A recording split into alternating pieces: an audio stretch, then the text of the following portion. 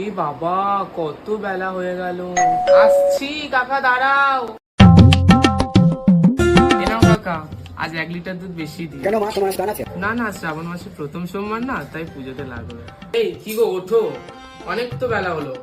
সারা রাত তোমার জেগে ফোন ঘাটা, আর সারা সকাল ধরে তোমার পড়ে পড়ে ঘুমানো। তোমার জন্য আমি জলখাবারটা বানিয়ে দিচ্ছি, এরপরে যদি অফিসের জন্য লেট হয় আমায় কিছু জানাবে না। এই নাও, তোমার ফেভারিট ময়দার লুচি আর কালো জিরে দিয়ে আলুর তরকারি বানিয়ে টিফিনে প্যাক করে দিয়েছি। খেয়ে নিও, কিন্তু নষ্ট করবে না একটুও। আজ এটা না বানালেই পারো। মা, এটা ছাড়া আর কি বানাবো? তুমি জানো না শ্রাবণ মাসের আজ প্রথম সোমবার, আজ নিরামিষ, তুমি জানো না বুঝি? এই বাবু, ওঠ তো, ফুলমালাটা নিয়ে আয় তো, এরপরে গেলে আর ফুলমালাটাই আজ পাবো না। মনে করে একটা আকন্দ মালা, একটা ধুতরা ফুল, একটা কাটা ফল, একটু বেশি করে কুচো ফুল, একটু ভালো দেখে বেলপাতা আনবি। ভালো দেখে বেলপাতা তুই বেছে আনবি, দোকানদার কিন্তু ফাটা ফুটা যা পারে সব দিয়ে দেয়। আমি সানে গেলাম, আমি এসে দেখি ফুলমালাটা আনা হয়ে গেছে। কিরে, এই বাবু, আনলি ফুলটা?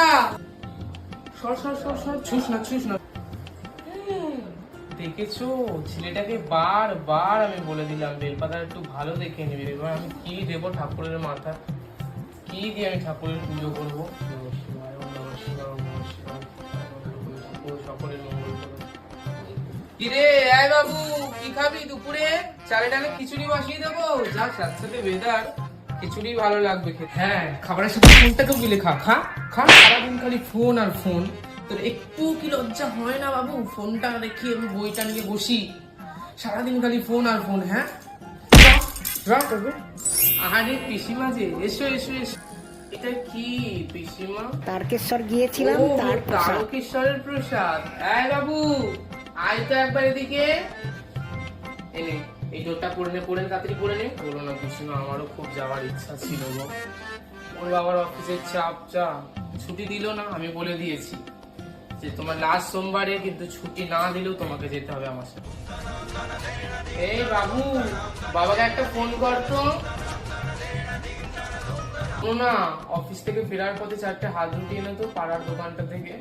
সকালে ওই আলুর তরকারিটা গরম করে দেবো, আর ওই রুটিটা থেকে তোমাকে আর বাবুকে রাতে ওটাই দিয়ে দেবো। আমি কিছু রান্না করিনি গো। কেন কিছু রান্না করো? মনে হচ্ছে আমি রান্না করতে পারবো। আমি সকাল থেকে নির্জলা উপোস, গা হাত পা ভীষণ ব্যথা। বুঝি না বাবা, তুমি এসব বোঝো না। এসব করতে হয় সংসারে মঙ্গলের জন্য, স্বামী সন্তানের মঙ্গল কামনার জন্য এসব করতে হয়। তুমি বুঝবে না। তুমি বাড়িতে এসো, বাড়িতে এসে সব কথা হবে।